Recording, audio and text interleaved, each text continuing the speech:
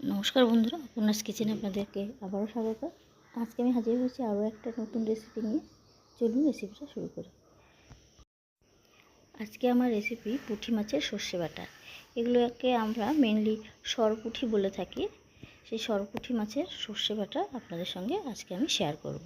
চলুন রেসিপিটা দেখে নিই। আজকে আমাদের বাড়িতে সরপুঁটি নিয়ে আসা হয়েছে। দেখে মনেই হলো যে আপনাদের সঙ্গে একটু শেয়ার করি এটা কেমন করে রান্না করা হচ্ছে। বাড়িতে রান্না হচ্ছিল, সেই হিসাবে আমি আপনাদের সঙ্গে এটা শেয়ার করছি। মাছগুলো প্রথমে কেটে পরিষ্কার করে নিচ্ছি। বাজার থেকে কিন্তু এই মাছটাকে পরিষ্কার করে নিয়ে আসিনি, কারণ প্রচণ্ড মাছের ভিতরে ডিমে ভর্তি, তো ওনাদের সময় নেই মাছগুলোকে পরিষ্কার করে দেওয়ার আস্তে আস্তে। তাই বাড়িতে এসে মাছগুলো পরিষ্কার করে হলুদ লবণ দিয়ে প্রথমে মাখিয়ে নেওয়া হচ্ছে। আমার শাশুড়িমা রান্না করছেন, দেখে বেশ ভালো লাগছিল, তাই রেসিপিটা আপনাদের সঙ্গে শেয়ার করছি। মাছটাকে লবণ হলুদ দিয়ে মাখিয়ে নিয়ে প্রথমে ভেজে নেওয়া হচ্ছে। এখানে এই মাছে যে শুধু সর্ষে পাতুরি খাওয়া যায় তা না, এই মাছে আপনার হালকা ঝোল করেও খেতে পারেন সবজি দিয়ে, গরমের সময় সেটাও খুব ভালো লাগে। তবে আজকে আমাদের এটাকে সর্ষে পাতুরি করা হচ্ছে, বৃষ্টি বৃষ্টি ওয়েদার আছে, এটা খেতে ভালোই লাগবে।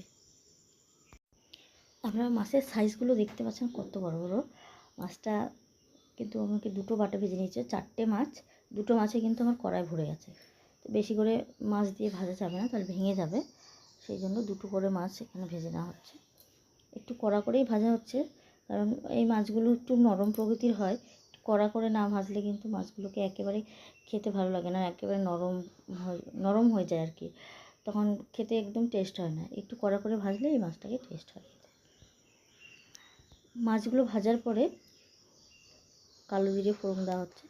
কালো জিরে ফোড়ন দিলে সর্ষে পাতুরির টেস্টটা কিন্তু ডবল হয়ে যায়।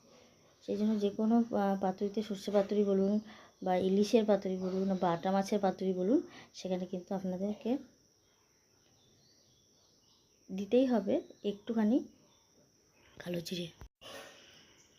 পেঁয়াজগুলোকেও কিন্তু একটু লাল করেই ভেজে নিতে হবে, একদম সাদা সাদা না, একটু লাল কড়া ভাজা হয়ে গেলে তারপরে এখানে দিতে হবে সর্ষে আর পোস্তর পেস্টটা। সর্ষে পোস্ত একসঙ্গে এখানে পেস্ট করে দিয়েছি, আর তার মধ্যে কিছু কাঁচা লঙ্কাও দিয়ে দিয়েছি, টেস্টটাকে একটু ভালো করার জন্য আর কি, কথায় একটু ঝাল ঝাল করার জন্য। যারা ঝাল ঝাল খেতে পছন্দ করেন তারা অবশ্যই এটার মধ্যে ঝাল দিয়ে দেবেন, কাঁচা লঙ্কা। আর যারা পছন্দ করেন না তারা তাদের জন্য পরে কাঁচা লঙ্কা চিড়ে দিলেই যথেষ্ট। এবারে স্বাদ অনুসারে লবণ আর পরিমাণ মতন একটু হলুদ, যেটার জন্য একটু কালার আসবে, দিয়ে দিতে হবে।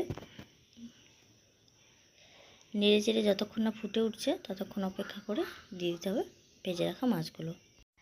এইভাবে পুঁটি মাছ আপনারা বাড়িতে অবশ্যই রান্না করবেন, আশা করছি খুব ভালো লাগবে খেতে। আমাদের তো বেশ ভালোই লাগে, ওই জন্য আমাদের বাড়িতে রান্না হচ্ছে আজকে। আমিও আপনাদের সঙ্গে শেয়ার করলাম।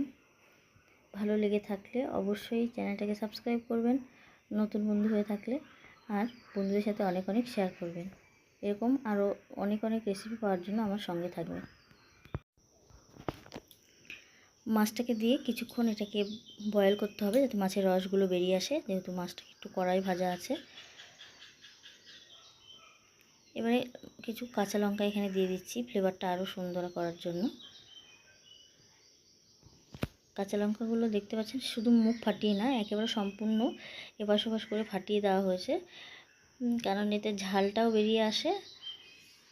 আমরা একটু ঝাল খেতে পছন্দ করি, তাই একটু ঝালঝালি এইসব রান্নাগুলোকে আমরা একটু ঝালঝালি করি। দেখে বেশ ভালো লাগছিলো, আমিও ভাবলাম একটু নেড়ে নিই, যার কারণে হওয়ার আগ দিয়ে আমি আবার একটু নেড়ে দিচ্ছি মাছটাকে। প্রায় হয়ে এসে আর একটু জলটা কমে গেলেই আমি মাছটাকে নামিয়ে দেব। আমার পুঁটি মাছের সর্ষে বাটা একেবারে রেডি। নামানোর আগে একটুখানি সর্ষের তেল এখানে দিয়ে দিচ্ছি। সর্ষের সঙ্গে অবশ্যই এখানে একটু পোস্ত নেবেন, নইলে একটু বেশি কড়া হয়ে যায়, তাই জন্য সর্ষে আর পোস্ত একসঙ্গে নিয়েছি। সবাইকে অনেক অনেক ধন্যবাদ রেসিপিটা দেখার জন্য। আপনারা খুব ভালো থাকবেন, সুস্থ থাকবেন। আবারও দেখা হবে আপনাদের সঙ্গে অন্য কোনো রেসিপি নিয়ে। আপনাদের কাছে আবারও অনুরোধ রইল, নতুন বন্ধু হয়ে থাকলে চ্যানেলটাকে সাবস্ক্রাইব করবেন, আর বেশি বেশি করে বন্ধুদের সাথে শেয়ার করবেন। ধন্যবাদ।